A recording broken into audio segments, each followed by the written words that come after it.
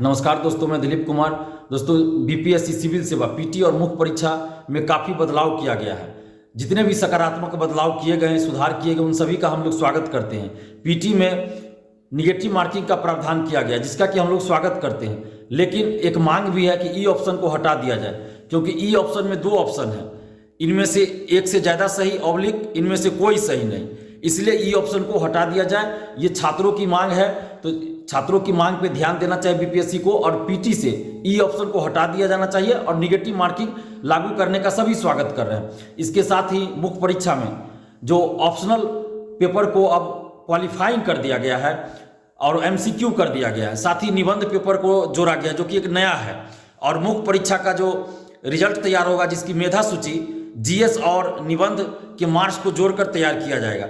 तो ये एक अच्छा बदलाव है, सकारात्मक बदलाव है, इसका हम लोग स्वागत करते हैं।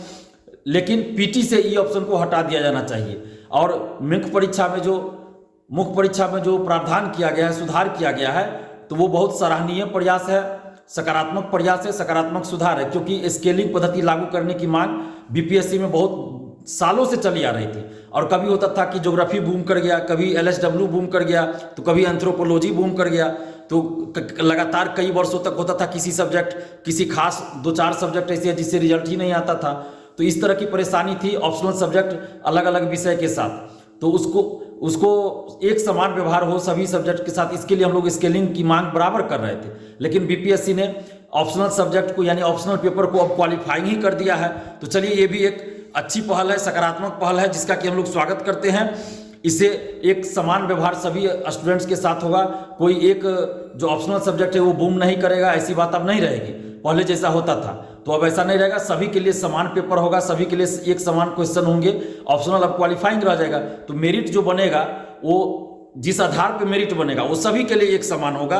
तो ये बहुत अच्छी पहल है, सकारात्मक सुधार है, इसका हम लोग स्वागत करते हैं। साथ ही एक मांग कर रहे हैं बीपीएससी से, बीपीएससी के चेयरमैन साहब से, कि आप बीपीएससी पीटी से ई ऑप्शन को हटा दीजिए, क्योंकि ये बहुत विवादास्पद है। और ई ऑप्शन को हटाने की मांग लाखों छात्र कर रहे हैं, लाखों अभ्यर्थी कर रहे हैं। तो इस चीज को बीपीएससी को ध्यान में रखना चाहिए और बीपीएससी पीटी से ई ऑप्शन को हटा देना चाहिए। नमस्कार, न्यूज पल्स में आप सबों का स्वागत है। मनु संतोष से।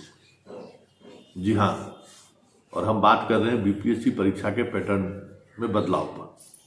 देखिए, नीतीश कुमार ने शिक्षा के क्षेत्र में जितना परिवर्तन किया है और जितना नुकसान पहुंचाया है, हमें लगता है कि उतना नुकसान नालंदा विश्वविद्यालय के तोड़ने वाले बख्तियार खिलजी ने भी नहीं पहुंचाया। सच कहते, इतना नुकसान उन्होंने पहुंचाया। हर बात पर प्रयोग पर प्रयोग, और इस कदर प्रयोग हो रहा है जैसे लग रहा है कि शिक्षा का कोई मतलब ही नहीं।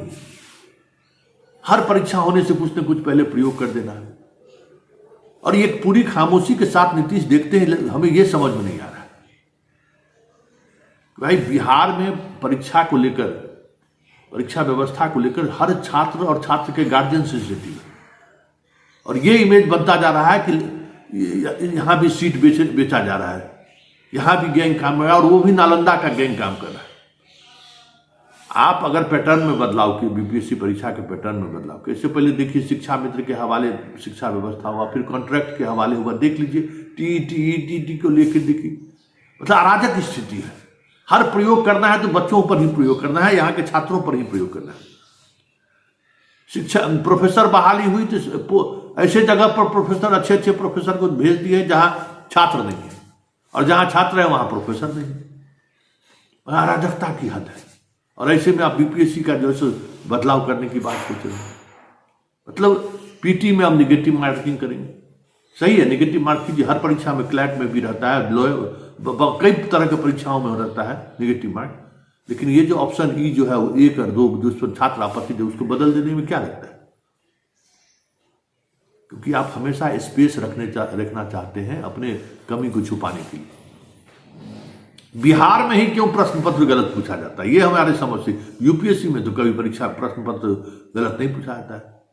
बिहार जैसे योग्य जगह पे, जहाँ के प्रोफेसर भी योग्य हैं, यहाँ के मॉडरेटर बन के दूसरे राज्यों में नहीं, यूपीएससी भी बुलाता है जिन्हें, यही प्रश्न पत्र गलत है। कैसे लोगों से आप सेट कराते हैं प्रश्न पत्र?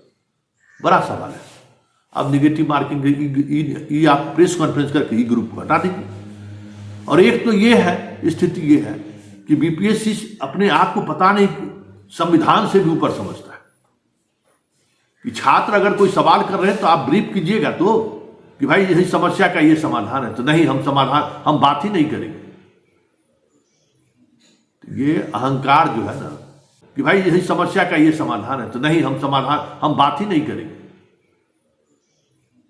तो ये अहंकार जो है ना और ये जो मिजाज है, हालांकि अभी जो वर्तमान बीपीएससी अध्यक्ष हैं मुजफ्फरपुर बालिकागृह में हमसे 2-2 हाथ हो ही गया है। अब लगता है कि बीपीएससी के चेयरमैन रहते हुए भी 2-2 हाथ हो गए। और आप दूध के धुले हुए नहीं, हमको सब पता है, और किस अनुकंपा में आप बने हैं ये भी पता है। तो थोड़ा बिहारी हैं, बिहार के लिए कुछ ख्याल कीजिए, कुछ इमोशन को जगाइए, और जो बच्चों का भविष्य पर से खिलवाड़ कर रहे हैं उसको करना बंद कीजिए। जो भी कीजिए पारदर्शिता के साथ कीजिए, लोगों डिबेट कीजिए बच्चों से कि भाई ये इसमें हम ये सुधार करने जा रहे हैं, इससे ये चीजें फायदा होगा। बात करने में क्या समस्या है भाई? आप सिर्फ पॉलिटिकल इंस्टीट्यूशन को ही बात करने का राइट है, आप संवैधानिक पद पर बैठे हुए आदमी कोई संवाद नहीं करें। हमें लगता है कि बीपीएससी चेयरमैन को एक सेल बनाना चाहिए जहां जिस सेल से इन तरह के तमाम कंफ्यूजन जब भी उत्पन्न हो उसका निराकरण होना चाहिए। नहीं तो अभी जिस दौर से सरकार गुजर रही होगी बहुत मुश्किल हो जाएगा